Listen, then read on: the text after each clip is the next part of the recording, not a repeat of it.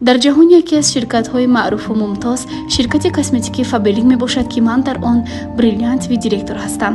Нилуфар Ҷобирова, бонувоне ки пайваста дар ҷустуҷӯи кор будед ва мехостед ки аз хона набаромада даромади иловагиро ба даст биёред, имрӯз барои шумо имконият даст медиҳад. ҳар нафаре ки дар гурӯҳи кории ман шомил шуда бо ҳаракатҳои худаш ба зинаи директорӣ мебарояд, аз ҷониби ман соҳиби 10 000 сомон мегардад ва ана ин ангуштарини тилло сюрпризи ман мебошад. бояд гуфт ки аз тарафи ширкат бонуси шумо то 10 000 сомон мерасад. ҳамин гуна дар гурӯҳи кории ман Нилуфар Ҷобирова чунин сюрпризҳо, розыгришҳо ва тӯҳфаҳои қиматбаҳо хеле зиёд ҳастанд. барои соҳиби чунин тӯҳфаҳо шудан танҳо ба пеш ҳаракат кардан лозим аст.